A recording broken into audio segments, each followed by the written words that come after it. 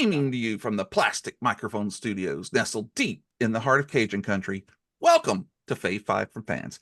I'm your ever enthusiastic host, Jamie Ray, and I am totally thrilled today to be joined by not one, but two guests to discuss our favorite things, because this is the podcast all about favorites. Hey, let's welcome our guests right now, see what they can teach us about their favorites. Today, I've invited 2/3 of the Fandalorians podcast. Well, I mean, I invited all 3/3, but 2/3 were able. I don't know. Math is not my site. No. But they're here nonetheless. So they're here zooming into the Plastic Microphone Studios to discuss our 5 favorite movies that are so bad they're good. And what is the Fandalorian podcast, you ask? Well, I want to know, so let's find out. Here are James and Pat. Again, most of the Fandalorian podcast. Welcome, gentlemen. That was a great intro. First of all, I love that. I'm so excited. I like the teacher reference too. You know what? I feel like you've done this before. I feel like this isn't your first time. Oh, a little bit. I don't know. Our intros aren't as tight as that. And you kind of ramble on a little bit. Yeah, we were champions. All right, just like we're doing now. Fandalorian podcast, teachers by day, nerds by night. We call ourselves the #1 public school teacher, pop culture fandom podcast in the country. We don't know of any others. We're assuming we're #1. And one of one. Yep. That's how we move. We discuss all fandom pop culture things. Lots of fun conversations, lots of fun topics, banter, goofing, making fun of each other. I've known this man for 40 years. Mr. G isn't with us.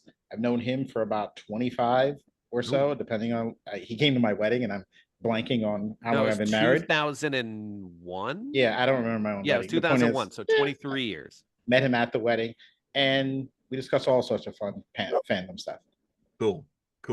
Well, that is awesomeness. What it's about.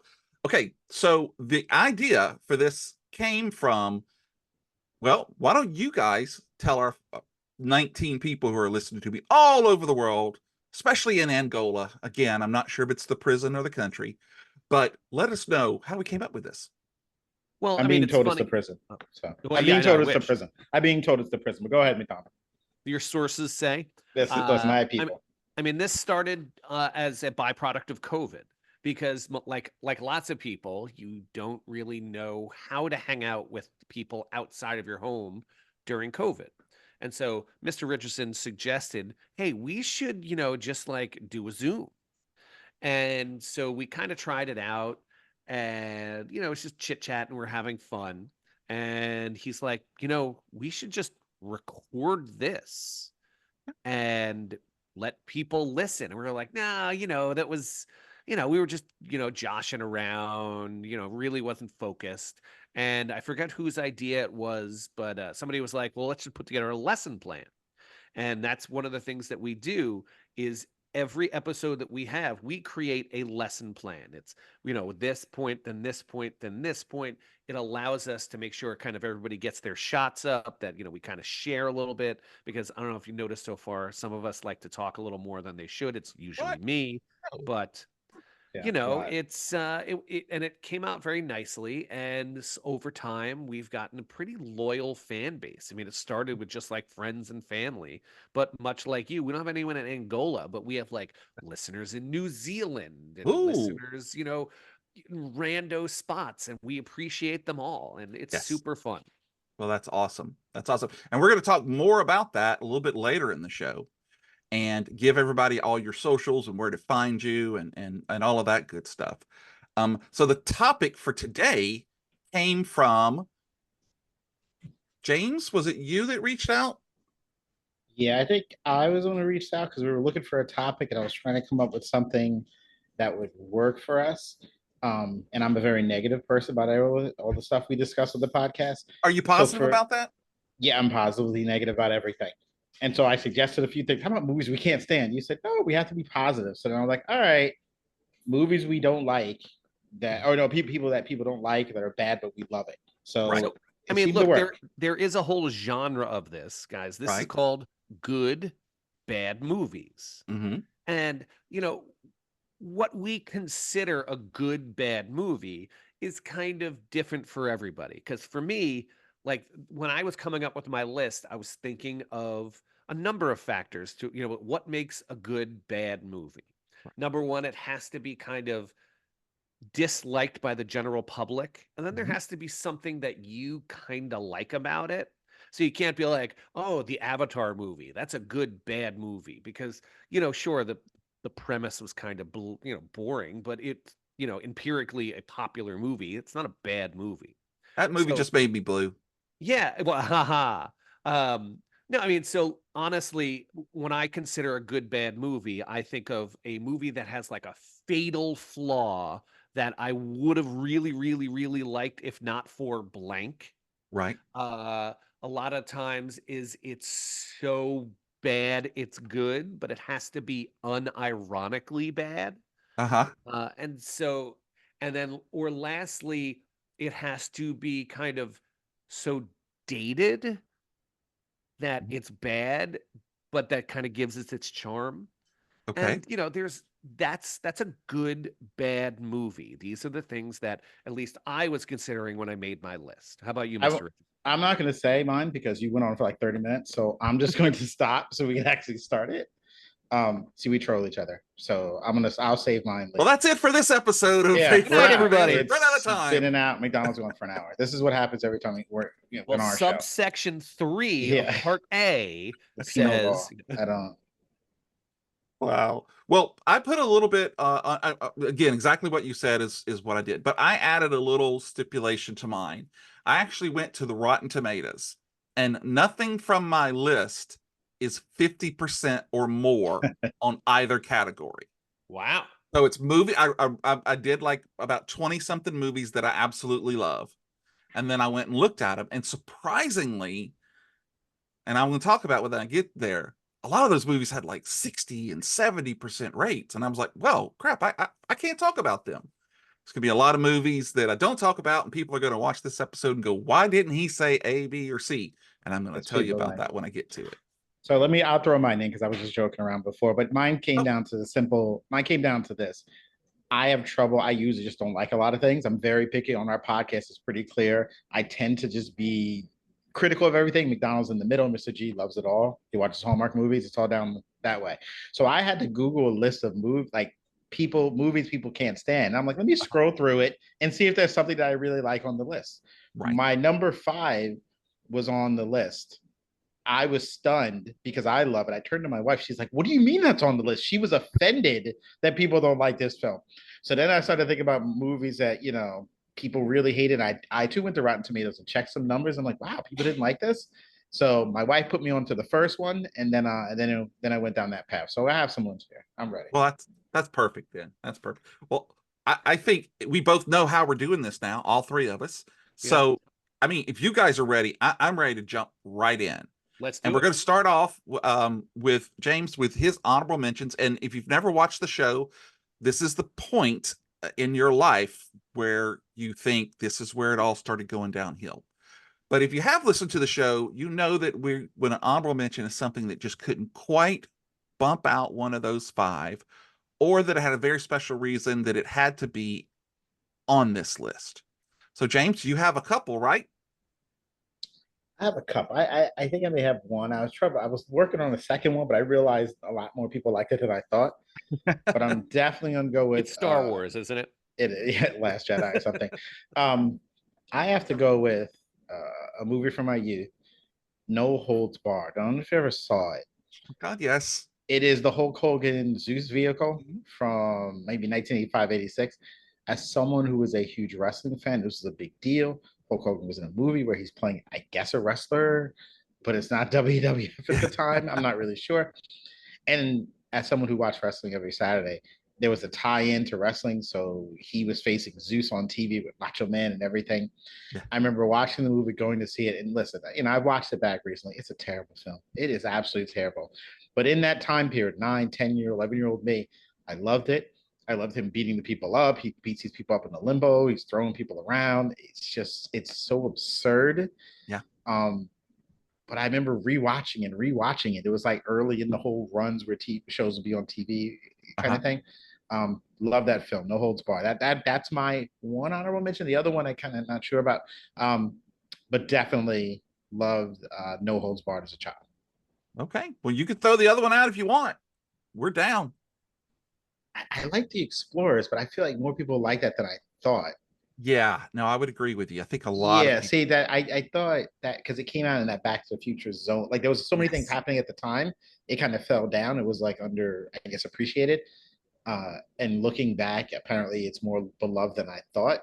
So that's Yeah. why I kind of took It it may off not the be list. popular, but it is beloved. Right. Like every time. So All right. that's my honorable mention. I like that. Okay. Yeah. Pat. Yeah. So Let's look, go I over have to you. three. I have Okay. three on my list. One is actually very similar to one of Mr. Richardson's movies. And I said the movie Over the Top with Sylvester Stallone. Wait, let me turn my hat backwards. Exactly. Because it is the dumbest premise of a movie.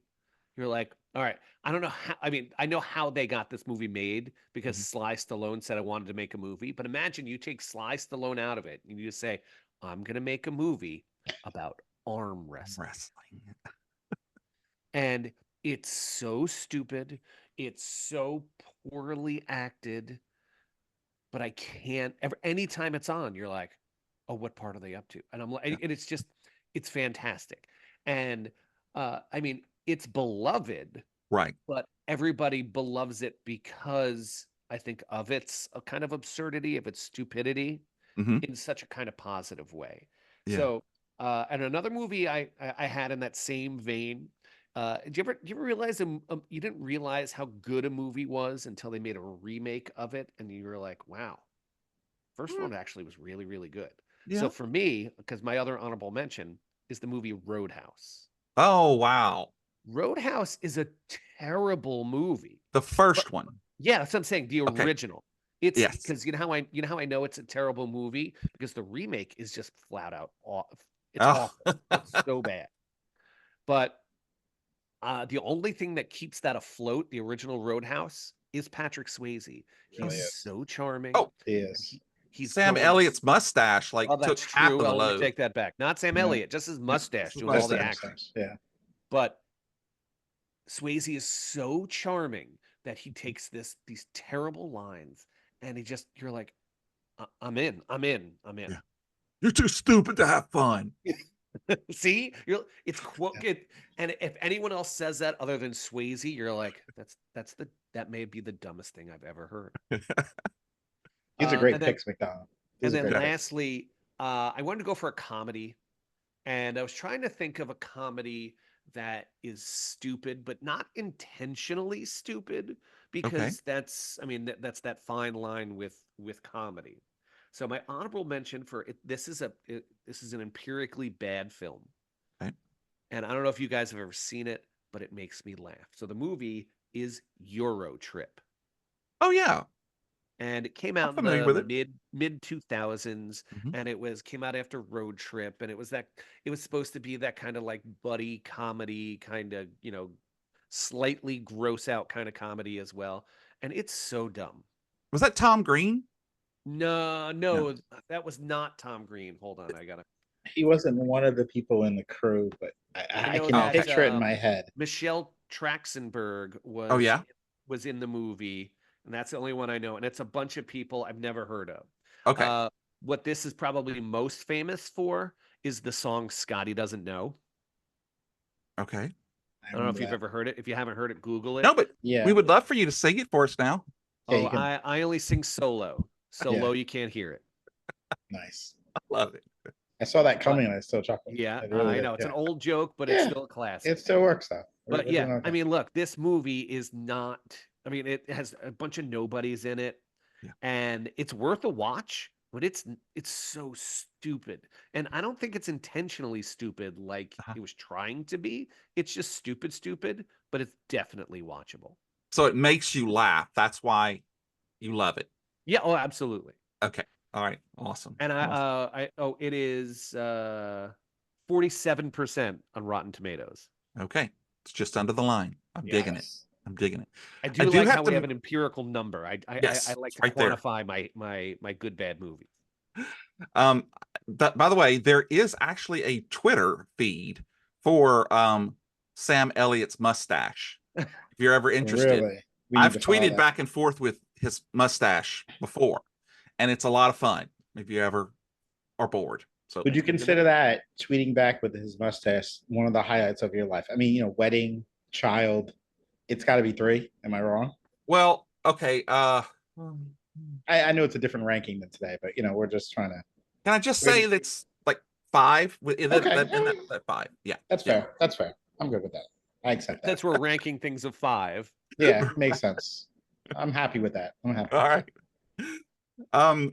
So I have 2 honorable mentions, and first of all, I want to say that this blew me away when I put these together, because I had no idea of the immense similarity and connection between these 2 films. And it wasn't until I sat down. My first one is from 1981. It has a 32% tomato meter on it, and it is a film called Looker. Have you ever heard of this movie? I have not. I need more information. No. Okay. No. So it's all about this plastic surgeon who's played by Albert Finney, who is like the surgeon to the stars. And these people keep coming to him, and he does surgery on them, and these female models, and they're perfect, and then they die. Something horrible happens to them. And Susan O'Day from the Partridge Family, Yeah, Susie she Day, comes to him, and he finds out that all of them work for a company that makes commercials, and the commercials are based on the perfect symmetry of the models. Now, again, this is 1981, and what he finds out is that they are making these women perfect, then scanning them into a computer and using them to make commercials, and they don't need the women anymore, so they can get rid of them. Wasn't this what the most recent strike was all about? Right. But this was 1981. Wow. Talk about Okay. being ahead And of your time. yeah, and there's also a cool gun that the bad guy uses that when he shoots it at you, it's like the MIB flasher, but it stops you. Yeah, so you're like standing there for like a minute, and then all of a sudden you move back and it looks like something's jumped. So anyway, really Oh my fun God, the movie. effects on this look terrible. This is amazing. They are. Okay. I only had this on VHS until a few years ago when they finally released a new copy of it. So James Coburn's the main bad guy, by the way. Awesome. He's the evil CEO of Digital Matrix. So I'm going to pair that with a movie that came out. Wait, hold on, Jamie, before you move on. Yep. Does this movie deserve a 2024 remake? I feel like it's spot on. It's right there. There are so many things. And this is, I'm going to hold you to that point because I want to talk about this one too. And you're going to see how it blew me away when I put them together. Okay. So the next movie was 3 years later. It's a movie called Runaway. And it has Tom Selleck, Kirstie Alley, Cynthia Rhodes, and Gene Simmons. Oh, wow. As the bad guy. And it's set in a very near future where every home has a robot in it. Robots do everything now. And some of them are going rogue. And I don't mean like androids. These are like little boxes with the arms that come out. And what he finds out is there's a certain chip that's in some of the robots that has an evil code to it. And this guy... This is based on a Michael Crichton novel, and he actually directed it. You just hit it on the nail. Michael Crichton also did Looker. I'm flabbergasted. I'm sorry. He also directed Looker. Yeah.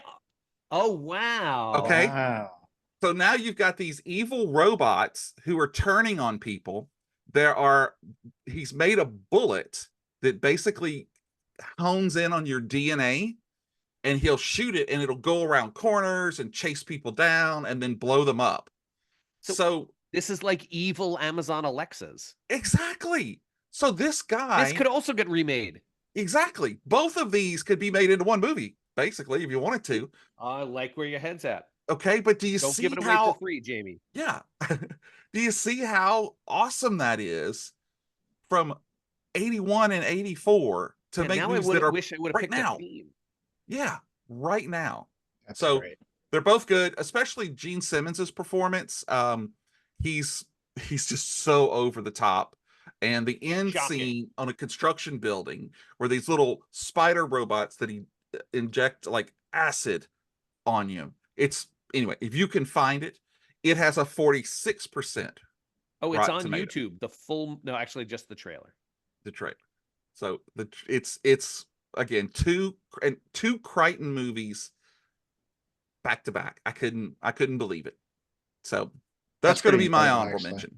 That's pretty incredible. That's Yeah. pretty incredible and needs to be redone. Like Yeah, the man it was does. so ahead of his time. He really was. And obviously he really is good with the whole, hey, let's bring something that doesn't exist and make it exist and have it try to kill you. Yeah, that's Jurassic Park predictive. and Oh, pretty yeah. much everything like that. It's just say, hey, Coma. this is gonna, yep. The This doesn't Andromeda exist. Strain. So many things that he wrote. Science goes bad, basically, every time. So, Love it. all right. Well, those are my two honorable mentions. I'm glad you liked them. I say we now bump over and get James's number 5. All right, my number 5 is this. This is the one that I saw on the list at first, because again, I said before, I have trouble finding movies like this. I reached out to Mr. McDonald. And honestly, I called him on the phone, like, yo, I can't do this, man. I hate everything. What are we doing? He suggested one to me that's going to actually, he suggested the Hulk Hogan thing to me. Because I thought, he said over the top. But it really, I thought he was saying no holds barred. I got confused. No, long story short, I was there for that. Looked at the list. My wife agreed it shouldn't be on the list.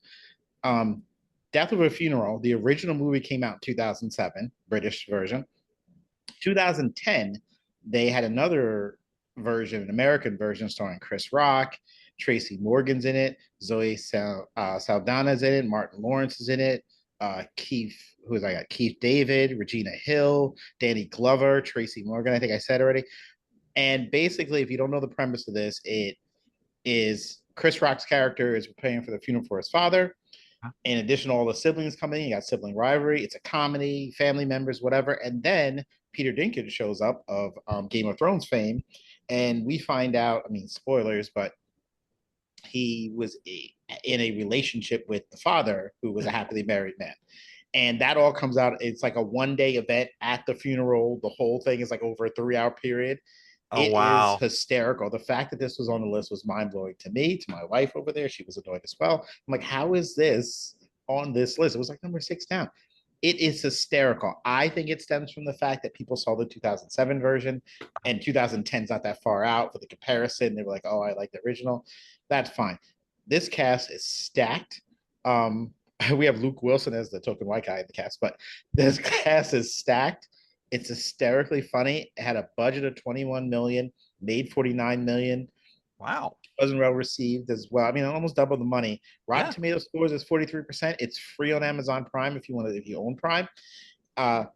Honestly, it is hysterical. I laugh start to finish to this day. My kids have laughed watching it. That's my number 5. I don't know why I didn't do so well. Why the scores are so low, but I love it. You've seen it, McDonald, yes? Mr. Richardson, did you see the 2007 version? Actually, no, I did not. Because the only thing that would make me think is it like a beat for beat remake? Because then no, they definitely added some different elements, especially with the. Just curious. Because it's only 43% on Rotten Tomatoes. They took it to a. They made it a little more racier, I should say, with the American version, a little bit rougher, but it's funny. It's hysterical. Yeah. I love it. That's my number 5. Awesome. I like that. All right, Pat, what you got for number 5? All right. So my number 5, I loved as a kid. Okay. And the only reason I'm kind of calling it a bad movie is it is incredibly dated. All right. So my number 5 good, bad movie is The Last Starfighter. Oh, I don't understand how that's bad. Oh, no, the effects are horrible. I tried to show this to my kids and they like walked away in like 3 minutes. They're like, this movie stinks. That's because they never put a quarter in an arcade machine. Trust me, I know. But to people younger than us, I'm judging by the gray in your beard. Oh, that's a filter. Yeah. That's funny. Mine too. The effects are horrendous. And so remember I was saying one of the categories that I had for a good bad movie is that has a fatal flaw. And the Okay. fatal flaw is the special effects. Now, Mm. this is yet again another movie that is ripe for remake. And I don't Right. know how this has not been remade yet. Maybe it's the fact that arcades died, but Yeah. you could do it with Your PlayStation phone. or Your whatever. phone. Yeah. Yeah. Yeah. Or a phone on, yeah, an app on your phone, whatever, blah, blah, blah. But for those who are unfamiliar with this is the idea of there is a video game that is secretly a trainer to see who could pilot a starship. Right. And The this one last. yeah, well, spoiler alert, it's in the title. And so The last. this Yeah. kid gets chosen because he beats the game. They come down and pick him up, and now he's got to learn how to fly a real starship. And Yeah. it's a It I really mean, is a look, good it's a good premise. movie, but the Yeah. effects are horrific. Yeah. Definitely ripe for some nice CGI. Throw some money at that movie. There you go. I'm with you. That's a good one. That is a good one. That's, right now it's coming to me. That's a whole nother show. I should do Fave 5 movies that need to be remade. Oh my God! Can So we it's come going to be back? this whole list. Yeah. Can we come back? Can we come back for that? Actually, Can just we come back? relabel it. Relabel it. Yeah. I want to come back for that episode, please. All right. Well, there you go. Yeah, we'll get Mr. G to come with us. No, too. my next one doesn't need to be remade. Oh, okay. All right. So Mine my does. number 5, I'd be amazed if either of you've seen it, much less heard of it. It's 1975. It's called Bug.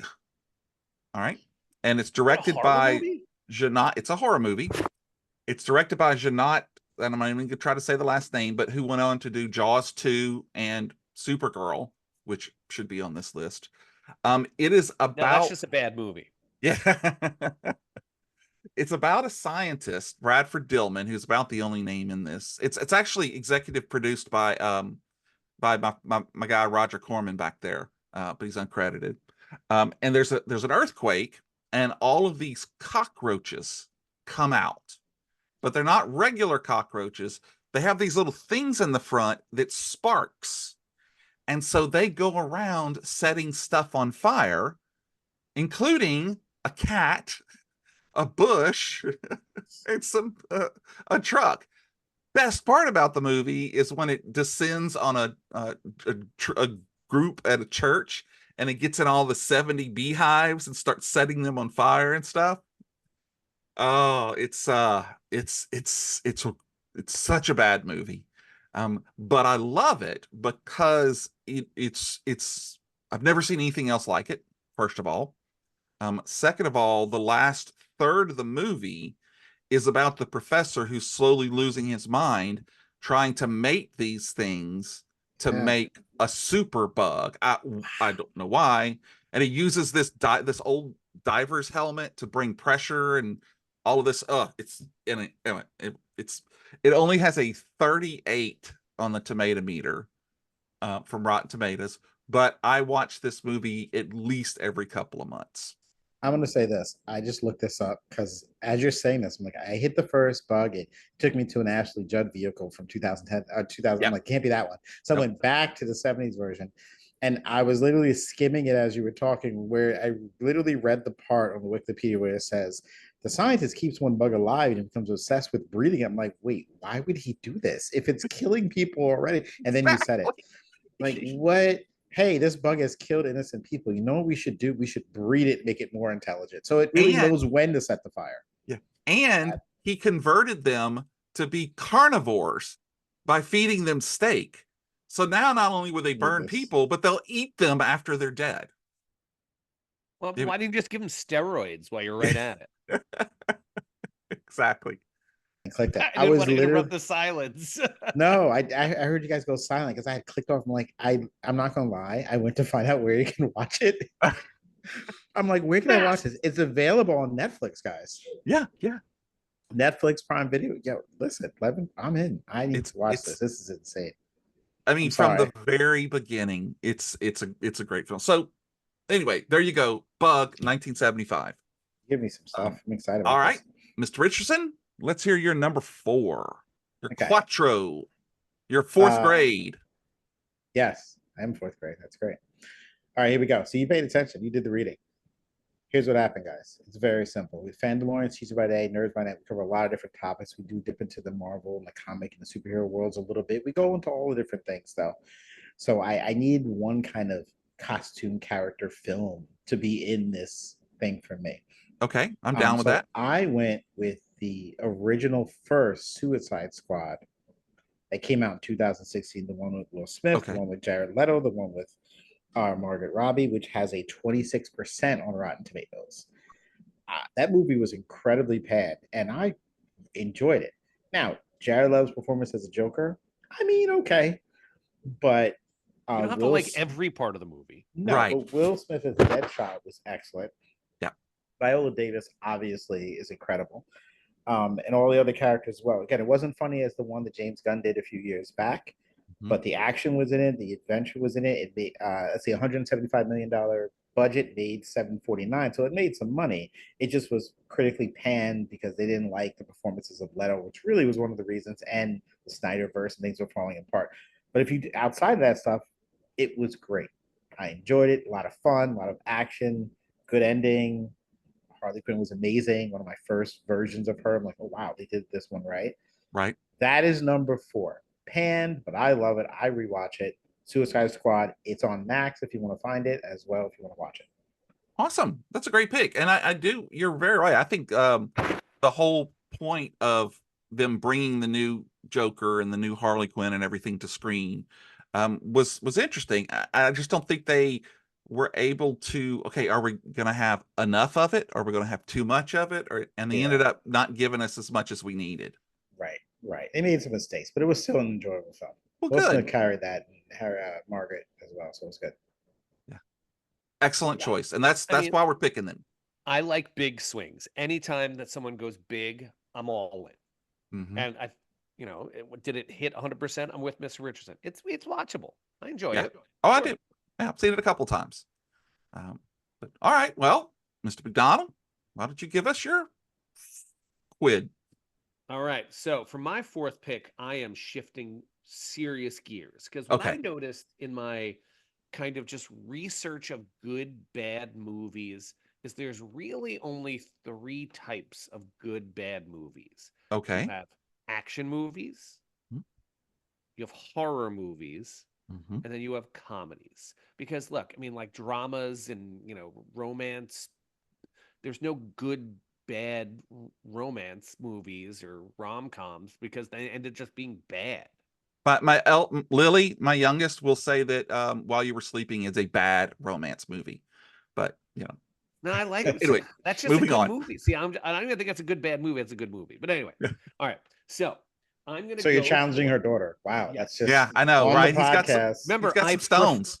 I professionally deal with 16-year-olds. That's true. That is very true. That's a great point. But anyway, so for number 4, I am choosing a 1993 movie starring Pauly Shore. Okay. So the movie is Son-in-Law. Oh, I'm so with you.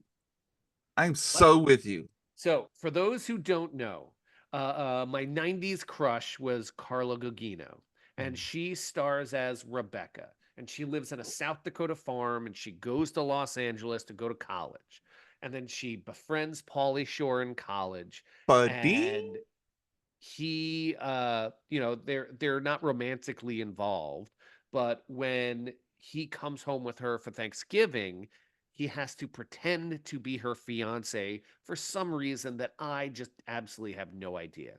And comedy ensues, and then shockingly, spoiler alert, they do fall in love. And it's so stupid because, it's the fish out of water where Pauly Shore has to, milk a cow and shovel, pig poop. And, it's so dumb. And eventually, he wins everybody over, and he gets the dad loves the mom again. Yeah, he fixes everyone else's Everyone. problems. And it's so predictable, and it's so kind of, but it has such a level of charm in it. And I don't say this very often, but Pauly Shore does such a nice job in this movie. Yes. And it has Carla Gugino, who I will never say a bad thing about in my Not entire hard to look at all. No. And In the 90s, in the 2000s, in the 2010s, and even right now. absolutely. And so I did not expect it to be good. I watched it because I have no idea why, but you end up watching it because I Carla. probably got it from Blockbuster or whatever, on a random Friday night. And I watched it. I'm like, oh, this is going to be bad. And I thought I was going to hate watch it. No, I just this movie was good. I love it. I think you've got a great choice there. And I don't know how you would make other people love that movie who don't, because everything that is Pauly Shore is what makes that movie. Well, I mean, what it's it one of those is. things that when you tell someone about this movie, they're like, that sounds awful. Yeah. And I'm like, just watch Gotta it. say it. Just watch it. Available Like- on Prime Like for Mr. rent. Richardson, have is you seen awesome. it? Yes, I've seen it. Oh, okay. Yeah, I've actually, because it's pretty rare with me seeing some of these comedies. You know my thing on some comedies, but yes, I've seen it. Available on Prime. I looked it up, guys. It's $3 rental. It's worth watching. But I did like it. I actually like because the premise is nice, and you got the you know me. I'm a big fan of the fish out of water bit. Yeah, like, and that's always he my is thing. way out of the water. Yes. It's great. It's I mean, great. look, I love. I mean, there's a ton. There's a ton of comedies like this, but I love movies that kind of just maybe it's we bring our low expectations to it, and our low expectations are so low that just when it becomes good or okay, it makes it seem great. Yeah. So I don't know. I really enjoyed this movie. Hey, buddy, it's the weasel. I mean, Pauly Shore is so annoying, and So every other annoying. maybe this and Encino Man is the only movies I really liked him in. Everything else, I'm like, no, thank you. Yeah, that's a great pick. That is a great pick. I love that movie. And yes, it can be bad. All right. Well, for my number 4, this is Right. another horror film. And I love horror, so Bob is going to be there. It is called Night Wind. Okay. It's got a 33% tomato score. It's all about a tribal police officer out in New Mexico, and cows end up being slaughtered, and they're bit all the way through down to the bone, and there's this ammonia smell, and so they're trying to figure out what it is. And here comes David Warner from Star Trek 6 and Time After Time and everything. Mm-hmm. And he's a scientist tracking vampire bats. And so it's not a Dracula film, but it is a vampire bat film. So there is the bad guy who Stephen Mott is in it. I've seen him in a bunch of stuff. He's the Native American who's trying to get the oil companies to come in and get the guys off their reservation. And so now they've got these bats and they have to go out and search for them and everything. But I love it because I saw it very early in my life, and I saw it like it used to be, would come on TV. I saw it multiple times. I have it on VHS. I actually have the photo novel. Did y'all ever do photo novels? Yeah, I have the photo novel of it. I just rewatched it like a week ago before I even made this list, and it's so much fun. And I think the one of the things that stands out to me in this movie is Duran's the tribal police officer's girlfriend takes a bunch of holy rollers out to the desert, and they're all sitting around the campfire, singing Kumbaya, and the bats attack, and everything goes to Bluey, to iguana. And one of them gets underneath the truck and the van, and they run them over, and it's all this calamity. But I love the film because you're thinking, oh, okay, they're gonna show it with a Dracula or whatever, and it's just about the bats. So anyway, I love how you're a big fan of the horror films when there's multiple things trying to get you instead of like a bunch of the bugs. You have a bunch of the bats. Those are. We're learning about your deep, dark fears. Yeah. Oh yeah. Right. I mean, who hurt you? It's interesting with a lot of these movies so far, with the exception of Mr. Richardson's Suicide Squad. what I feel like what makes a good bad movie is a movie that you watch at an impressionable age that just sticks with you forever. Yes, that is a good point. Another one I have on here is not that way, but you make a very good point, because I remember watching this movie and just being, like you just said, I mean, these hordes of bats come out. Now, what makes this movie bad? So at the end, when they're trying to kill the bats, they go into its cave, which we all know the bat guano puts out all of this, an ammonia to these levels that would pretty much kill you instantly. And the heroes are just in there, just kind of bopping around, no gas masks, no nothing. And it's like, oh, okay. So it could use some steering, but just the fact that they get electrified by chicken wire at one point it makes it all for me. Oh, and did I mention to forget that the medicine man dies early in the movie, and his spirit is supposedly the one that releases the bats, and I don't know, it's just trippy. I absolutely love it. So is it on streaming? Was looking it up because that's what I keep doing every time. I'm like, where can we find this? It's like it's on streaming. I think you could get it on Prime. Hang on. Sorry, I know you have to edit this. No, Yeah, I can grab the VHS if you want. We could pop it in. Yep, you can rent it on Prime Video for $2.99.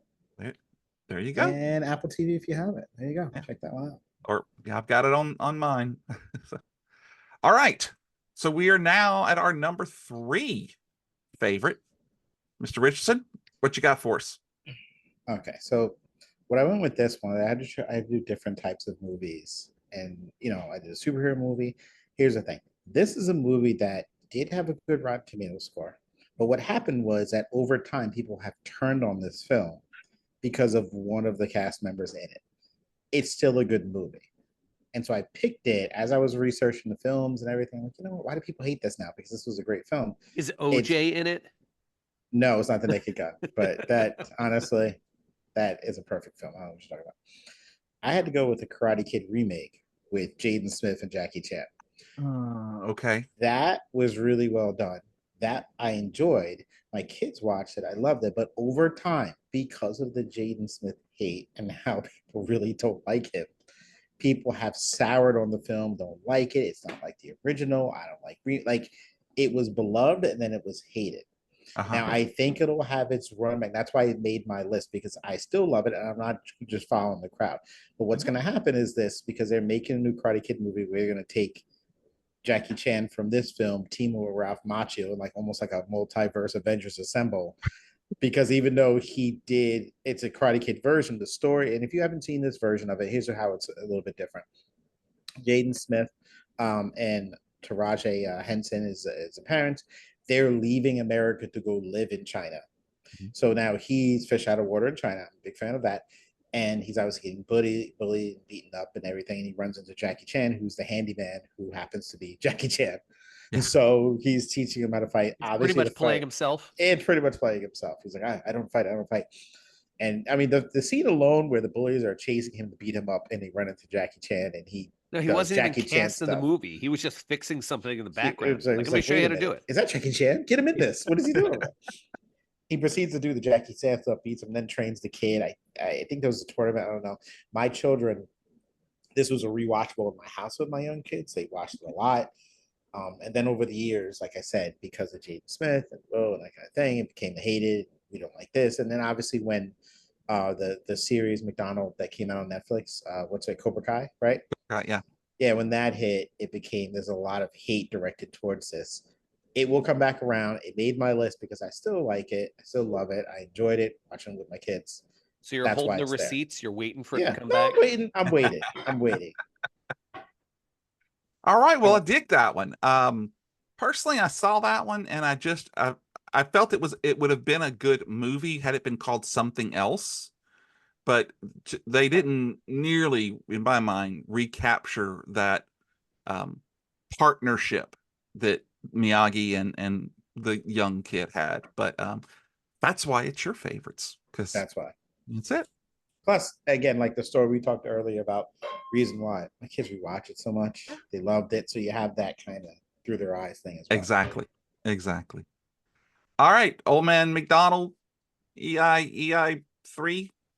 All right, let's go. All right, so for me, for my third favorite good bad movie, I'm gonna go for a 1998 movie. Okay. And it's one of those movies that, do you ever realize you're being manipulated in the middle of a movie and you're like, I know where this is gonna go. Like when your wife is like rattling the popcorn bag next to you, Yeah, that kind of manipulation. Yeah. Yes. No, I all mean, the you're time. being emotionally manipulated and you're like, this movie's trying to make me cry. Oh, It's the gonna movie. try to Yeah. make me cry, Mhm. and it's not Popcorn gonna too. make me cry. And it ended up making me cry at the end of the movie. And I was so like, I was mad at myself for it, but it was a good movie. And when I tell you the movie, you're gonna be like, really? So you ready? The Yeah. movie is Armageddon. Armagoogle goggle. That's what we call it. Armageddon. Armageddon made you cry. Yeah, at the end, I was like, "Oh, Bruce Willis!" And Was it the animal saw it cracker coming. scene? You saw it coming an hour and a half into the movie. First of all, the movie was like 3 hours long. It But was, it was you the were War like- and Peace of films. Yes. Yeah, and look, it is. I will tell you, it's a beautiful movie. It's a Michael Bay movie, and it has a series of really, really cool scenes. But it's almost 3 hours long, and at the end, spoiler alert: Bruce Willis sacrifices himself so Ben Affleck and Liv Tyler can go back home off of an asteroid in space, whatever. But I can't stop watching this movie. This movie comes on. You I'm don't not want to turning miss it a off. thing about that. I do not want to miss it. Well done. Here's the Yeah. thing. I think it's a great movie, not a bad movie, but I think the plot itself, yeah, it's the most absurd thing. Remember, it has a It fatal is the flaw. most And the fatal flaw, it is the dumbest premise ever. Yeah. It really is. So you're going to train oil drillers to be Mhm. astronauts, not astronauts. Not the other way around. Like Yeah. 8 degrees to be oil drillers. Yes. Yeah. That. Yeah. And you have to land in a specific spot Yeah. on the asteroid. But having said that, every time it's on, I watch it. I really Yeah, do. and We ready, watch it my too. wife and I have a joke that we're like, which Aerosmith song are they up to? Because there are multiple ones. Yeah, Aerosmith was Yes. They Yeah. were chewing up scenery. That's true. It's That's a not great a one. good movie, but it's a good movie. It's a great movie. Yeah, it's a great movie. It's a great movie. The best part about that movie, or one of my favorite parts in that entire movie, is when Bruce Willis is talking to Billy Bob, and he's giving him their list of demands. Love it. I've The done White that joke. Horse. Yeah. I've done that joke I with my think what really administrators. made that movie is the charisma of all of the actors they cast. I mean, it was just the power of movie stars doing movie star stuff. I would Mhm. argue that the training montage has to be one of the top 4 training montages in the film of all time. When Yeah. you Wait, have if people only we can getting get ready to 5 do training montages and come back. Yeah. give yes, we do. That you Rocky chasing the chickens has got to be one of them. right. You have to the whole run where he's looking at the pictures and crying and they're on the run. Like it was just chaotic, and Ben Affleck like him being mad at me, like throwing things in the air. It's great. Yeah, bad movie, bad You know what its plot, Rotten but Tomato? good. You know what its Rotten Tomato score is? That's gotta be No. high, though, 'cause people love that. 43%. Is it really? Really? Because you know didn't even think it was why? It's not a good movie. It's brilliant. Agree to disagree, sir. Yes. Agree to disagree. You're disagreeing with the internet, apparently. I don't know. I'm just Don't fight. Internet's telling you what the stats are. stupid. Yeah. Well, I like that. I really do. That was a fun movie, and I'm like you. When I see it on TV, I stop and I watch the rest of it. At least until they get to the crazy Russian and the cosmonaut, because that's you can't beat that. That is great too. Yes, I forgot about that. Okay, I'm writing down training montage too, because that's a great one. That's it. Listen, we're helping you out here. We're That's coming it. up I with some appreciate ideas. it. Over here. There's an Armageddon.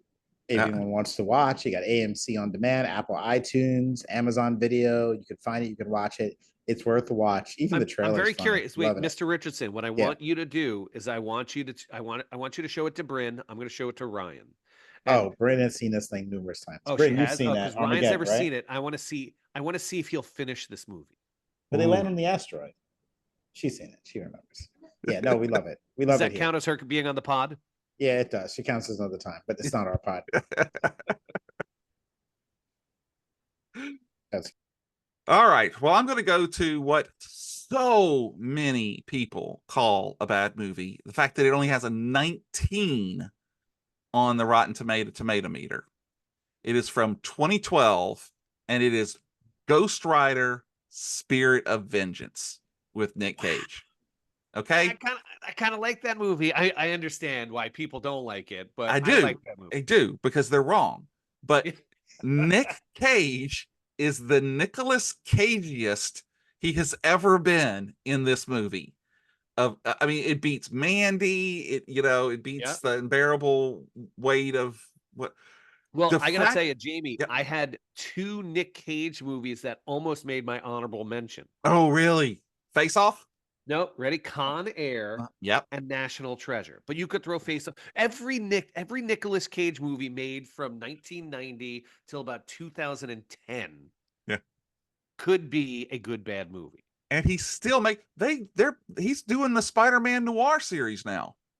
They started doing all the pre-production already. So, the guy is great. But I love this film simply for the nuts that it is. I mean, because if you're going to be a bear, be a grizzly. Exactly. And when he turns the world's largest excavator into a Ghost Rider motorcycle, I'm like, okay, I'm done. This is it. This is the pinnacle of movies, And same thing. I will love and watch this movie time and time and time again. Idris Elba is in it. I mean, what more can you ask for, Seriously. I mean, but look, this is what I will tell you, and this is, I think, what makes good bad movies good. Is, I mean, we consider them bad because a lot of times it's bad according to critics. Right. But a movie like Ghost Rider is not made for the critics. It is made for people who like Ghost Rider. And what do people who like Ghost Rider want to see? Yeah. They want to see an excavator turned into a motorcycle. Sadly, that's only Sadly, only 31% of the people who watched it as fans wanted to see the world's largest excavator on fire. Yeah. Yeah. I mean, but look, it's certainly not perfect. Not for everybody, It is Yet not. again, it's another movie that could probably be about 20 to 25 minutes shorter. Yeah. Get me in and out in 90 minutes for a movie. But man, the way that his jacket is constantly melting when he's on fire. There's so many cool little things about this movie that just it's you go ahead.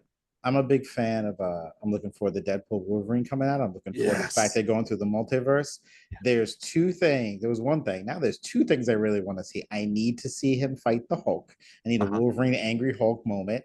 And I need to see Nicolas Cage Ghost Rider show up now. I need to see, we're doing multiverses here. We're doing Fox. They own it.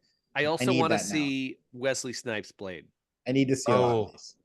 But once he said that, can you imagine just Ghost Rider going by, Deadpool making the comment after everything? I just totally, I kind of forgot about another that topic. Brought it the up. top 5 cameos you want to see in Deadpool Wolverine. There you go. But that was the T word, so I get a quarter. The most favorite top. Get this man. Let him get his money. Son of a let him get his money. Let him get his money. This is on Peacock if you want to see it. I looked it up for you guys. Peacock. Oh, okay. Peacock. All right. Go out and watch it right now and don't blame me. Well, finish listening to this podcast first. Don't leave us. No, pause it, watch it, and then be like, those guys were right. They were so right. I can't believe that. The jacket, it makes sense now. Well, this is a great place to pause. See what he did there? See, well done. And have you guys tell us all about the Fandalorians, what it is, what you do, where people can find it, all of that good stuff. Yeah, good. Yeah, he's pointing to me. We are available wherever you listen to your podcast. You can find us anywhere. Mr. McDonald's going to give you all the socials in a minute because I never remember those. But I'll say this. We discuss every topic. We have a morning announcement segment where we go over some of the news. We have a jingle that's sung by someone. We have a building meeting where we discuss different topics. We do a post-observation review. If you're a teacher, you get observed. When it's over, you have to do this little post-observation review with your administrator and talk about your lesson. So we tweak those questions for formats for the show. Like Star Student. So we did a movie and like which student gets our sticker, like Star Student. Is it banana sticker? Those were the It's best. whatever sticker you want it to be. Yeah, you get to pick. Now we usually give one sticker out for like, let's say favorite cast member. We have Mr. McGee loves to give out multiple stickers. We have Who Ate Our Lunch, which is what memorabilia would you steal from the movie if you were on the set. We have that Google slide is like on point, which means rewatchable scene. So we use that and we give our topics, what we do differently, what we like. Again, I tend to be more critical. Mr. McDonald tends to be in the middle. He and I bicker and fight all the time. Mr. G tends to just love everything, but some things he really hates. And with our show, you're going to get a lot of banter and arguing and bickering, almost like a first take kind of thing, where we generally Mr. G would doesn't think we hate hate many things. Ironically, he hated the movie Dune and Dune 2. Yeah. Oh, okay. And for some reason, he really doesn't like Batman. Who doesn't like Wow, Batman? that is true. We did notice That is that the last weirdest. I don't understand. He's not here to time. I think defend he's got himself. some deep insecurities when it Yeah, comes who to hurt Blame him? him for everything. Yeah. Who hurt him? That's what we really need to find out in our I'm gonna next assume it's episode. Batman. Probably. Yes. You know what? He should stop robbing banks. Mr. McDonald, you know our socials. You looked them up for I me, have right? them right here. All right. I don't even so, know them. I texted him guys- like 5 minutes ago. Get the socials ready. He's going to ask us. I don't know what they are. And here I am doing my job. All right. Thank you, So, man. guys, you can find us on email. You can email us at the Fandalorians mailbag at gmail.com. We have an email? Sorry. We're supposed to check it periodically, but it's the should. summer. We check it about as often as we check our teacher email. That's true. That's a great point. You can find us on Twitter at Fandalorians Pod. Instagram is we are Fandalorians.podcast. But you can reach us there. We do check our email. I know we're joking, but Mr. Richardson checks it moderately frequently. Yes, yes. And how frequently do the episodes come out? Well, we tried to do 2 a week, but oh gosh, our lives just get in the way. That's a lot. So we are mostly weekly, if that makes sense. I blame myself. Both my kids play baseball, and I have zero free time. Well, why don't you blame Mr. G because he's not here? That's the easier person to blame. Yeah, it's the summer. We're gonna give him a pass for this one. Okay. All right. Do y'all have anything special coming up soon? We've been covering a lot of the things that are going on. We're going to dig into the Acolyte soon, that new Disney Plus series that's ending soon. That is going to be an interesting conversation. What we do at our podcast is we do not speak about it at all to each other until we hit record. So I have no idea what Mr. McDonald's thoughts are, but I can read it on his face.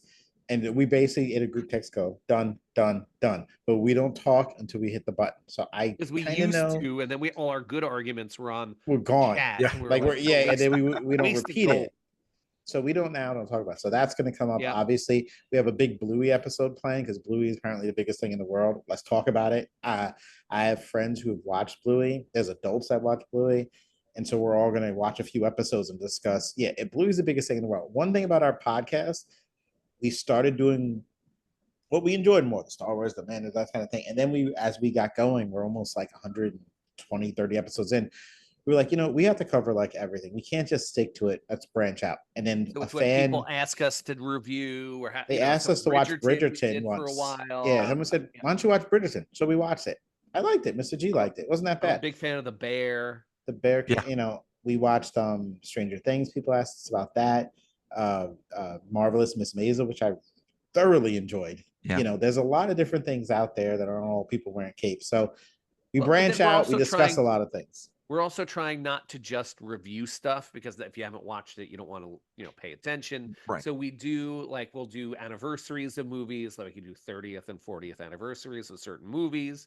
We did Ghostbusters recently. 94 and 84 were great movie years. And that's what we're going to do a lot this summer as well. And so there's lots to listen to, lots to enjoy. 82. Lots of bickering. Yeah. 1982 was probably, for me, the best year for movies. Well, then we got to wait 8 more years to review it. You can come back. give us your best movie from 82 then. Give us 2 because I don't have the years on top of my head. What came out in 82? Well, Star Trek II, The Wrath of Khan. Yeah, was that E.T. as well? E.T. was 80. 83. I don't know. I have to look it up. I got to Google Wrath of Khan was incredible, though. I'm a big Star Trek person. Definitely more Star Trek than Star Wars. Like I could talk Star Trek 4 days. Yeah. And that was incredible. The even number movies tend to be the better ones, honestly. But they do. They do. Did you watch the new Oh, card? yeah, Did you it watch was. that stuff? Ready?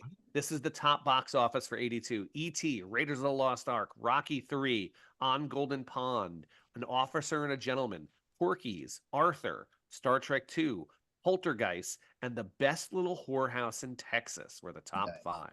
Yeah. Coming in at 12, Annie, 13, First Blood, 15, Conan the Barbarian. Jesus, this is unbelievable. Yep. They actually did a show on Netflix where Tron, that's all they Time talk about is Bandits. 1982. You know? Tootsie, Yeah. It is incredible. The Toy. I'm just going to read for this next 45 minutes, I guess. Okay. Holy moly. Yep. I think you're 1982, right. baby. That's where it's Airplane at. 2. Yeah, that's a Max great list. 2. Yeah. I was Oh, 12 years ooh. old at that time, and I went my to God. so many Do- of those movies. Do you remember this movie? Zapped with Oh, Scott yeah. Baio. With Scott Baio and one of the Wow. Heathers. Holy, Wow, that's a good run. this is a wow. Yeah, 8 years from now, if we're still doing this, we have a lot to do. There you Das go. Boot. Just call me. Yeah, definitely. But that's our podcast. So Awesome. please listen if you want to join us. And we'll have all of that info at the end and in the show notes too. Yeah, Perfect. it's just me reading the internet out loud for 45 minutes. Yeah, it's a good time though. It's a good time. Awesome. Well, thanks, guys. Well, now if we're ready to get back to our lists, we are now at our penultimate choices. Woo! Never mind. Mr. Richardson, what is your number dos? I was torn between number 1 and 2. It's serious now, guys. I have to put on my serious face. I was torn between number 1 and 2 as to who's going to get what. Though I just looked because I didn't think about the Rotten Tomatoes thing. This did have a 58 in Rotten Tomatoes. So here's what my thoughts on Rotten Tomatoes. Close enough. No, but here's my thought on Rotten Tomatoes. It's very clear. When the score doesn't work on my behalf, or when it works on my behalf, fine. When it doesn't work on my behalf, not everyone uses this anyway, so it doesn't really count. Yeah, it's fake. That doesn't matter because I didn't vote, so it can't be real. Since this one is not backing my decision, I'm going to say assume Rotten Tomatoes All doesn't count. evidence that supports me is true. Yeah. And all evidence against me is false. I'm going to put that on the t-shirt. I'm right there. I'm going with a 1995 film, a classic that the critics hate, a classic that I love, a classic that I watch with this man, Mr. McDonald, 1,000 times to the point where we quote it like Macbeth. I'm going with Mallrats. Oh my God. Wow. That's hated by critics. People couldn't stand that This is the Kevin greatest Smith movie film. ever. It is One the of the greatest thing ever. Now you got Shannon Speaking Doherty, of Thing and his oh, never mind. No, you can't say that. you told us Stan we had Lee to be cameo. I think by definition, it's in the Marvel Cinematic Universe. Exactly. Shannon Doherty's in it, Jeremy London, obviously Jason Lee, Jay and Silent Bob Mr. are in Richardson, it. I am Ben so Affleck mad are in at it. you right now Why? because I didn't think of it. I'm stunned. Again, for those of you, we said this before we started recording, but I'll say it now. I've known Mr. McDonald since, let's say, first grade. I think first grade. That puts us at 40 plus years ish that we've been friends. This movie was like 38% of my personality for a 5-year span. I would argue 52%. Well, we can debate that some other time. 1995, we had just gotten out of high school. I'm telling and it was rewatchable. It was on all the time. I think we had the cassette at some point. We were putting it in. I was over his house. We played basketball, watch this, go back outside, play more ball. He used to do the musical beat that when the do. I used to do it all the time. Like it was constant. I loved it. Critics didn't like it. It had a budget of $6 million. It only made $2 million. Obviously, didn't do well in theaters. In theaters. And you got the DVD fact market that saved it.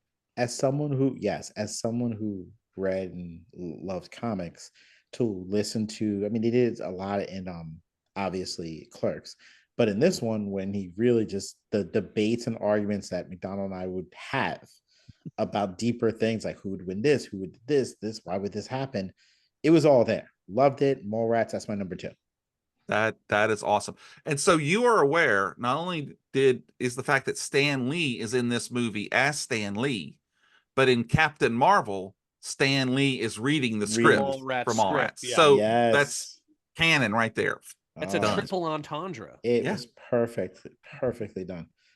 Kevin am Smith so talked mad. about that on Mad his at myself. podcast. Yeah. I'm surprised. This is so early when I said I thought there's some. I No, don't know if because we said Mr. this before we Richardson, recorded. I don't consider this a good bad movie. No, see, I went by the critics' No, reaction it's a to it, good but we like movie. it.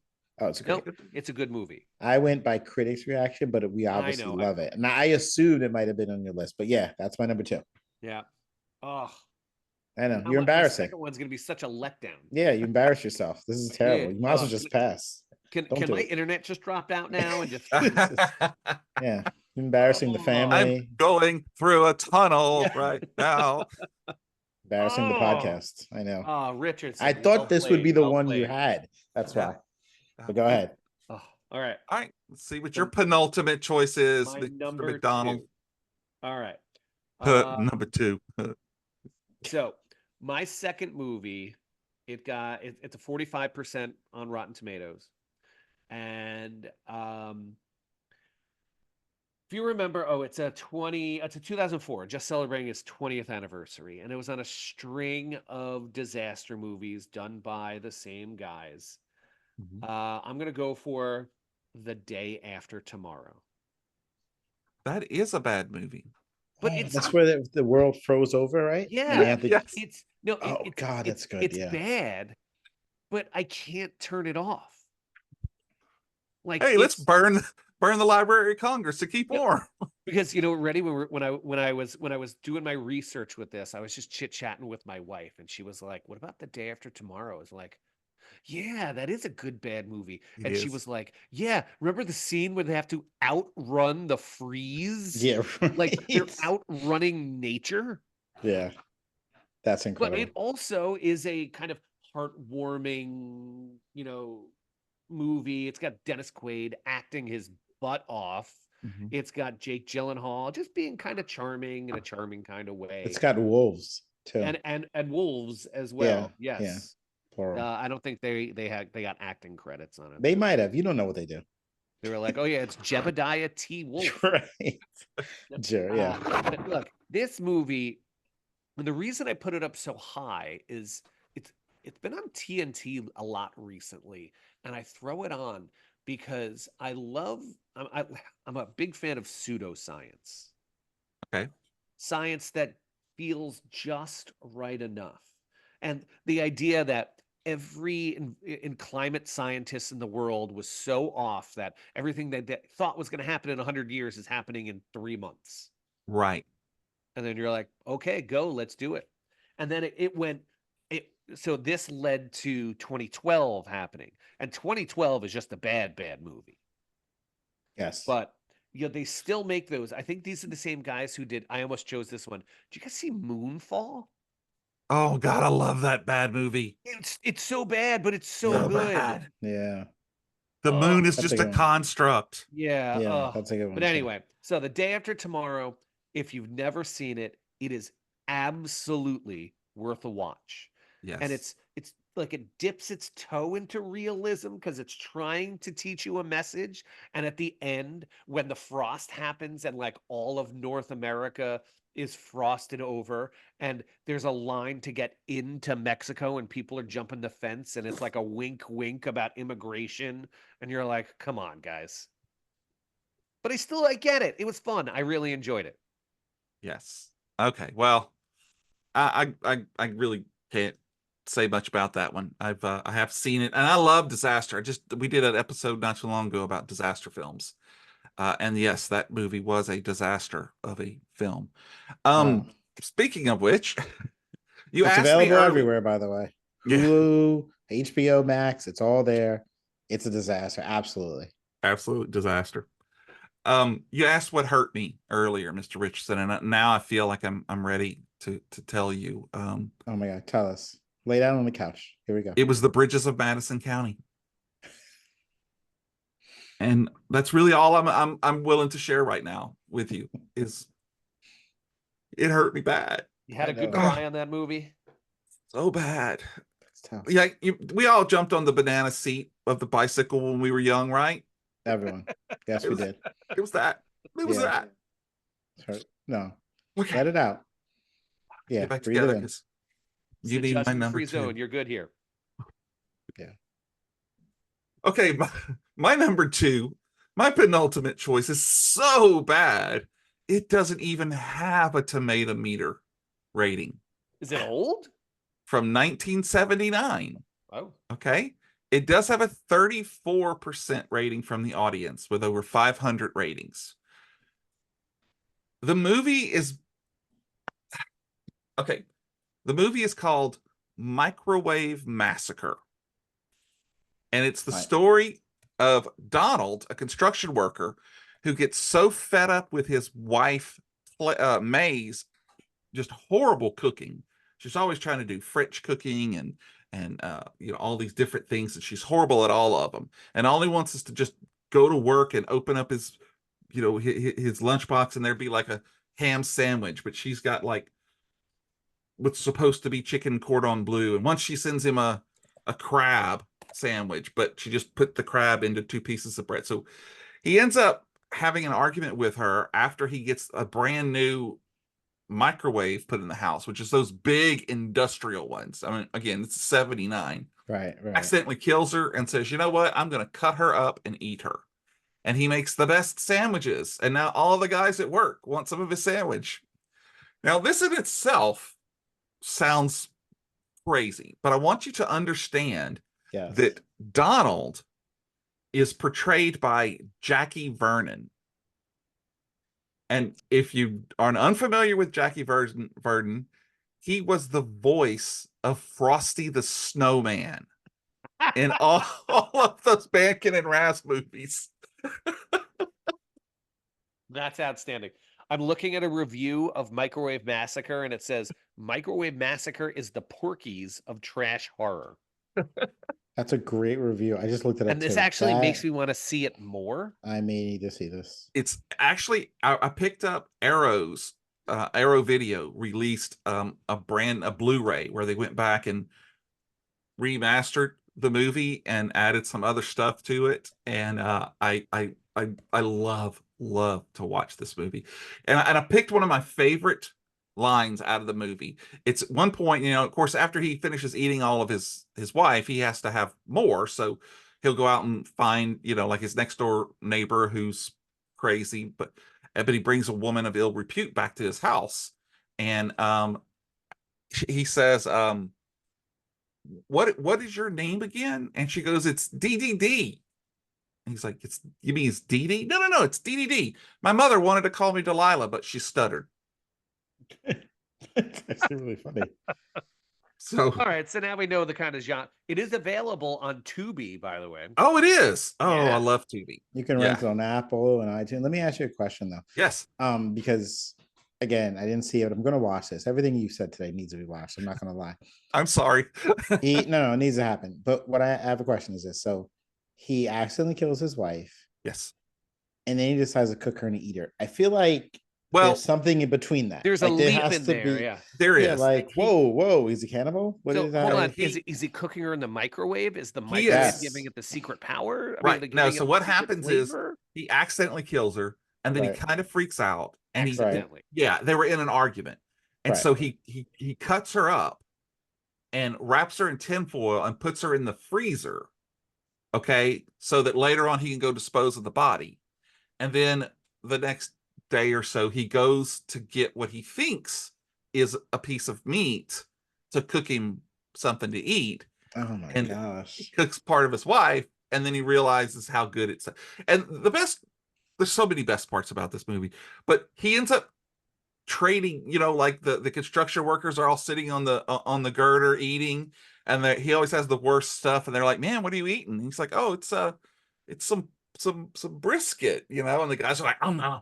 Oh my God, this is the best. So he starts bringing more and more for all the other guys. Is he at least selling it, making some sort of no, he's just a bad businessman too. That could be the craziest thing I've ever heard. It is so this bad. Sounds like a tremendously bad movie. Yes. And if you just close your eyes and imagine that Frosty the Snowman is doing all of this. I think that's the one part you hear his voice and you're just like, holy moly. Yeah. So that's a great one. There is no way to make this movie better for people who don't like it, because everything that it is what makes it so great for me. But it is what it is, much like Ghost Rider. You know what you're getting when you're going into this. Nobody's going in here thinking it's Shakespeare Right. or a I Martin wouldn't Scorsese think movie. someone would be cooking and eating their wife. I'm not sure I would went in with that premise in my head. That's the craziest thing I've ever heard. Yeah, and it's like no one aside from Jackie Vernon, I don't think anyone ever had one acting class. Oh, So just they be found people prepared. He outside. was the Hey, want to be in a entire movie? budget. Yeah. Yeah, he was the entire budget. That and the microwave. We have a budget went of to $5,000 and we gave 4,900 of it to this guy. They went No, to an 4,900 actual, of it was for the microwave at that time. Yeah. Oh, that's true. They went to an actual construction site. I was like, hey, you guys want to be in a movie? No, stay up there. I'll come up. And they said, just eat this and react. React Action. to it. Go. We only have one time for one take. I don't want to ruin it, but there's this at the very beginning of the movie. This blonde is walking by the construction site. You know how they have the little holes cut so you can look in, and she goes to look in, and then you see it from the other side, and there's two bigger holes cut below that where her boobs stick through. It's oh my god, it's so stupid. It's a great film. I need to see But- this. Low One. hanging fruit, but it works. I'll take That's it. it. All right. Well, we are now at what is our favorite bad movie that is really, in all effects, good. Mr. Richardson, give it to us. I love being on your podcast. I'm enjoying this, and I'm about to enjoy what I'm about to say. I was torn between Mallrats and this, and I thought Mr. McDonald would take Mallrats, but he dropped the ball, as usual. So now it's my time to just wrap this up. For me, it's nostalgia. It's me as a kid. The movie was badly received in 1987, but not by me. I grew up then. I had one toy that I loved and playing for all the time. I love Masters of the Universe. I loved He-Man. I love the action figures. I love Skeletor. I love the whole thing. That was my thing. I had everything. I think McDonald had every G.I. Joe. I definitely had every He-Man. And then they decided to make a He-Man movie, and I was there premiere day. I got my dad to take me. I don't care that this movie is horrible beyond words. He's not even Adam. He says by the power of graceful once, but he's wearing a cape. There's no Oracle. There's Gildor, who thankfully Kevin Smith put in the new animated series. I don't care if it cost them $22 million and they made 17.3. I don't care that it was panned, considered one of the worst films of all time. The performance by Frank Langella, I think that's how I say his name, as Skeletor, is actually perfect. He actually does the best Courtney Skeletor. Cox is in this movie too. She was incredible. Meg Foster was his evil Lynn. We had to love some Meg Foster. And obviously Dolph Lundgren played He-Man. And they end up, for some reason, on Earth. He's eating chicken. They're stunned at chicken. They eat. It's just the weirdest, dumbest thing. But I don't care. The scene where he goes into the one room, they're somehow they're in a high school gym, and He-Man's beating up all these people. Because that's all the budget they had. That's all they had. That's why they couldn't say an attorney for like 5 minutes. They spent all of it on the cape. Yeah, they were like, "Don't get that dirty. Slow down. Just walk with the cape."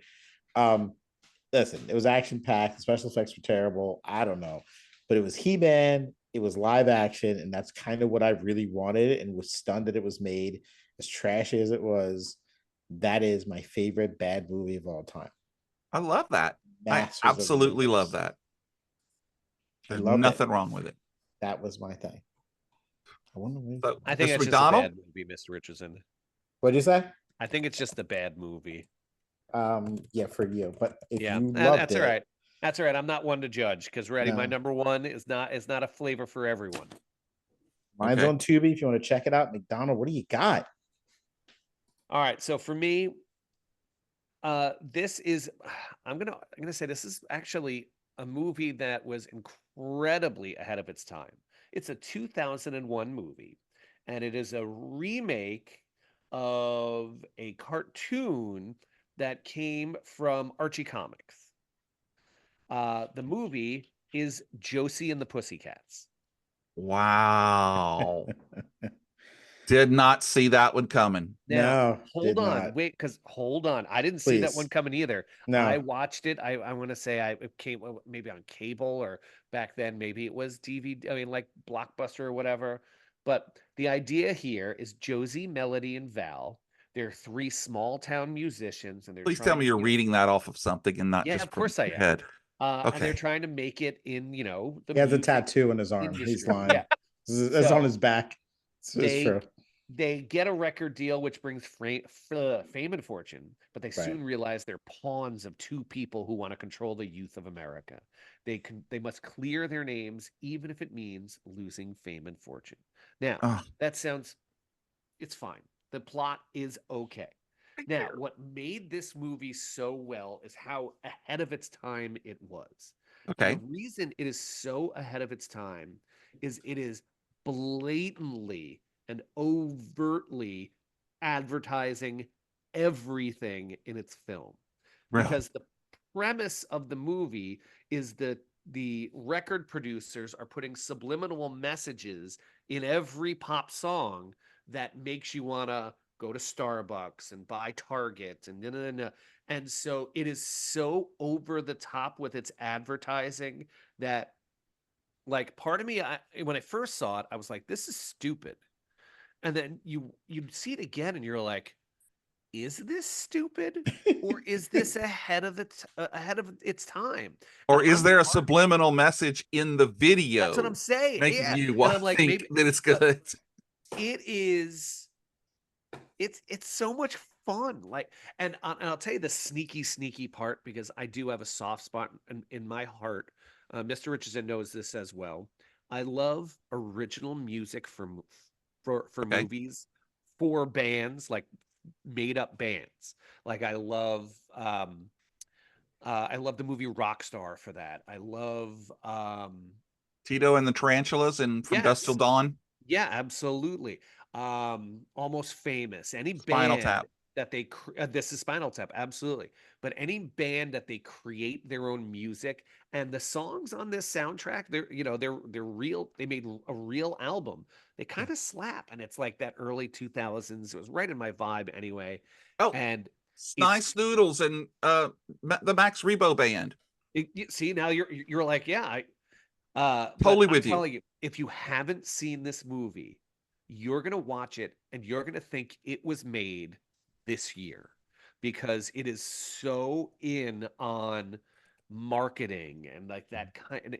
And you were talking about how this is a movie that could have been released right now. And Yeah. look, it doesn't need to be remade. It still applies exactly the same. It Yeah. makes fun of boy bands. It makes fun of indie rock.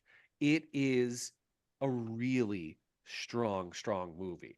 And it cracks me up that the Rotten Tomato score is 53%, Huh? but it has Rachel Lee Cook, Tara Reid, Rosario Dawson, Parker Posey, Alan Cumming, Missy Pyle, has Carson Daly playing himself, by the way. Oh, And Shout out to Carson. and then a bunch of huge fan of the show.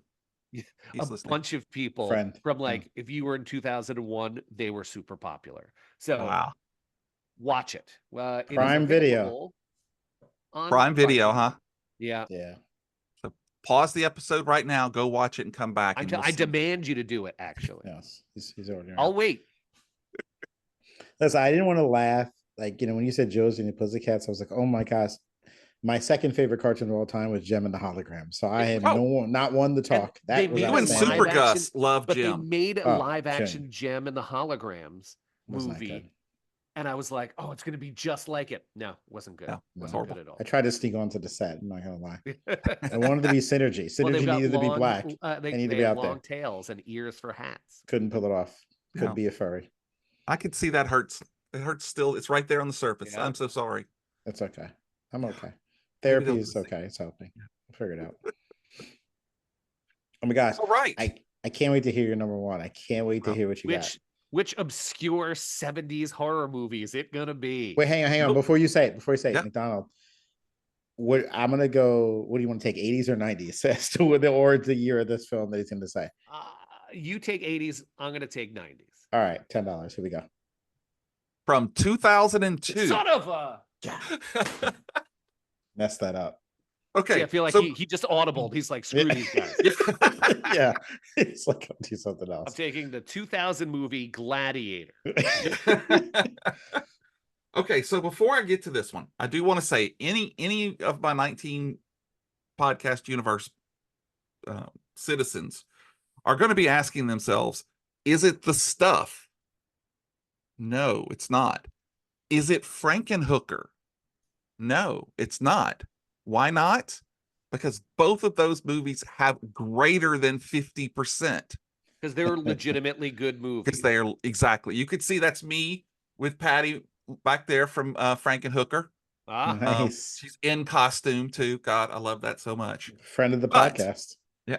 If you do know me, you know the third movie that I love that everyone thinks is horrible is jasonx.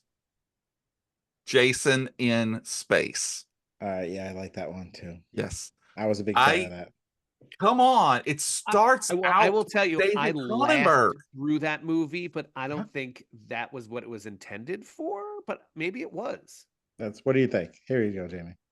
Oh, there it is. Autographed by Kane Hodder. Wow. I love this film. The year's 2455. They go on a field trip to old Earth and get Jason and Rowena to save them. This movie is so full of just meta, bad puns, everything that you think of Friday the 13th, I mean, or a Halloween or a Friday the 13th is. They embrace it in this film. Have either y'all seen it? Yeah, a long time ago, but yes. I saw it as well, but I want to say in like 2000 and what did it come out? 2002? 2002. Yeah. A long time ago. So it's got some amazing kills in it to begin with. I mean, they take the one girl and dunk her into some liquid nitrogen and whatnot. My two favorite things about it are KM-19, who is the girl robot. Okay. And what's her name? Brodsky, who is like the big Marine. Okay. Some great lines from that one. Brodsky is fighting with Jason, and Jason stabs him, and he's yeah, it's gonna take more than a poke in the ribs to put me down, to put this old dog down. Jason stabs him again. He's like, yeah, that'll do it. That'll do it. I mean, it seems but of course like the best for a lot of us. Say, I'm sorry to interrupt, but it seems like for a lot of us, we like, especially for the bad comedies, the movies that we like are the movies that we enjoyed that not everyone else kind of gets. Yeah. And I can see you, especially being the horror fan that you are, you really do appreciate those, in jokes. Yes. Because, those aren't like, I gotta say, my wife and I, we don't really do horror. And so those in jokes don't hit the same way that we do. But I mean, yeah. Well, there's some great lines like, it's more of a comedy than a horror. It is. It really is. But it's a comedy with horror in it and sci-fi in it. I mean, it's, if you take out, and you're not trying to compare it to the other 9 or really the other 8, because Jason Goes to Hell, it's kind of its own thing too. Yeah. But if you compare them, it's nothing like any of those movies. And that's great. That's why I love it so much. I mean, they go to they turn on the holodeck with 2 girls in panties and little shirts. Oh, do you want a beer, or do you want to smoke some pot, or we can have premarital sex? We love premarital sex. And then the scene goes to the guys trying to make an escape, and then you come back, and Jason has both of the holographic girls in a sleeping bag, whacking them against the wall. It's just love it. Love it. I like horror. Maybe it was one of those things where the world wasn't quite ready for it. Yeah. Like Josie and the Pussycats. Exactly. They're right there. I mean, I could definitely see they're that. a year apart. Maybe same producing company. I mean, honestly, if it was that close, Josie X, it would be like double feature. They're trying to do what? That's what you need. Jason and the Pussycats. You know what? That's a better one. That's the one. That's on the t-shirt. You go see that. Then you go see this movie after. No, that's good back to back. I love it. Great list. I love our list today. These are good. I did too. I'm glad we didn't have any crossovers. That's amazing. No. Shocked. Yeah, I Yeah. am too. I'm still mad about the Mallrats. You should be. Gosh, You should be. I'm gonna text you in the middle of the night, you dummy. Like just text it to you. Drop the ball. no, I mean, because for me, I don't think that as a good bad movie. It's just a good Yeah. movie. But we're all approaching it differently because I was Right. thinking about how people hated it, but it was loved by us, Well, I especially. mean, because that look, the best you could the best reaction is when you say I love blank and everyone goes, ew. Who? You're like, Yeah. that's the Yeah. kind of movie. But when you say, oh my God, I love The Last Starfighter, and you're like, oh yeah, so do I. And you're like, oh, that's just a good movie then. Okay, so All I want to different ask you this. In making your lists, and I think Mr. Richardson, you said one already. Was there a movie that you were like, oh, this has got to be, I got to put this on the list?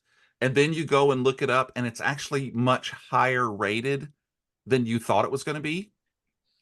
Yes, that would be for me was a Karate Kid film, which Okay. I was caught off guard at because I knew the voting probably happened before the hate backlash that was later. And I think everything else was relatively low. Mallrats actually was a little bit higher than normal too.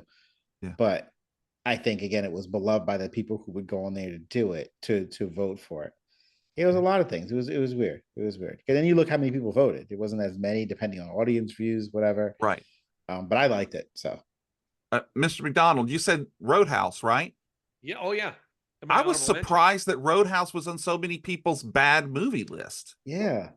Because I mean, anyone who has like, it's one of those movies that when you watch with your heart, Mhm. it's a good movie, but then you watch with your brain and you're like, that's a dumb movie. Yeah. So I guess it depends on what kind of movie watcher you are. True.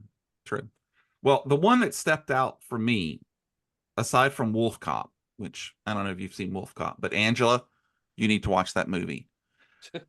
Is a movie that just really, I think it's been out in the last few years. It's called Zombeavers. And it is about a group of beavers who have a toxic spill in their lake and they turn into zombeavers. How do you find these things? And the only thing I can say about that movie is, damn. Nice. Well done. Is Well, that done. movie- is that the tagline? Yeah, no, that's my tagline. Oh, that's great. I love it. That Clapping. movie Clapping for you. has a 70% tomato rating on it. 70%. Because I'm sure like 4 people voted. No, there were tons of people that voted for Wow. this. And I think one of the reasons why is it definitely does not obviously take itself seriously. No, you think so? You know, they embrace what it is, but there is a story behind it, you know, and there's it's a lot of fun. As someone who liked horror movies as a kid, my horror fear are every kind of film you've described except for Jason. I have a fear of multiple things that are small trying to get me. Like I'm okay with Jason, but gremlins, that's a problem. There's a lot of them. They can bite your ankles and trip you. Critters, they're low. That's a problem. The Ewoks, they're not really zombies, but zombie Ewoks, that's a premise, and that's a problem at the same time. These things you describe, you start the roach one, and then this one coming up there, beavers. Yo, I'm not for the Smurfs. What if they go zombie? I'm not sure. Like zombie Smurfs, which was an episode actually. I think so. Of the cartoon. Yeah, they bit them on the tail and they turn like weird and gargle the whole bit. That's a problem. So you're a lot of the fear things there that you would actually be afraid of. That's an issue. Wow. 3 rules. That boy got those gremlins wet in like an hour. Like Yeah. idiot. So definitely you would not be watching Slugs, which is about some carnivorous slugs. Not big, not fast, just carnivorous. Only one I ever watched was Gremlins. After that, I was like, yeah, I can't do these little things. I didn't watch. I get the gist. I'm not. I didn't watch Birds. Like I'm not doing it. Oh yeah, can't do it. Not gonna be able to do it. Wow. Well, guys, it's obvious that you guys put a lot of effort into this, and I just want to tell you both, thank you so much for doing it. It was a blast. I laughed so much. I just really enjoyed this. It was our pleasure. Thank you for having us. We'll be back anytime you want us back. I really want to come back for that remake one. I'm not gonna lie, that sounds like a fun time. It's already there. But thanks for having us. I had a lot of fun. These lists were great. We were really good. Well, I mean, guys, ultimately, lists are the most easily digestible form of any kind of infotainment. Mm-hmm. So yeah, I mean, it's always great. Give it to me in a thing of 5. Yeah, awesome. Well, I'll do it every time. That's how I package it. Perfect. All right. Well, I also want to thank all of you out there in the podcast universe for joining us for this, just intellectual, entertaining, educational episode. And we hope you enjoyed it. And if you did, please take a moment and go out and rate us and review us on any of the podcast apps. If you don't know how, hit me up on Twitter/X, whatever it's called, at Fave. Yeah, 5 from fans. And if you didn't like it, seriously, tell somebody that you just want to mess their whole day up. Just, oh man, I heard the best thing. You should go and listen to it and break off their knob, even though wait, hold on. Maybe we can make we can make someone's list of good bad podcasts. Oh, this one would do it. New episodes come out every Friday, so be sure to subscribe and follow us and catch all of the episodes like a fungus. And remember, folks, it may not be the best, it may not be the most popular, but if it's your favorite, then it's good enough for us. Thanks for being here. Fandalorians, take us out. Okay, the buses are coming to the circle. Guys, the day is almost over. The bell's about to ring. We got to get out of here. We learned a lot today. We learned that we shouldn't be eating our spouses and cook them in the microwave. Jason's dangerous. Josie and the Pussycats. We got to watch that. A lot of things happening. But listen, we got to get out of here. We got to head home. So for Mr. Ray, again, thank you for inviting us. For Mr. McDonald, I am Mr. Richardson. Thank you so much for joining us. Thanks for listening to the podcast, taking time out of your day. The bell's going to ring. We'll talk to you next time.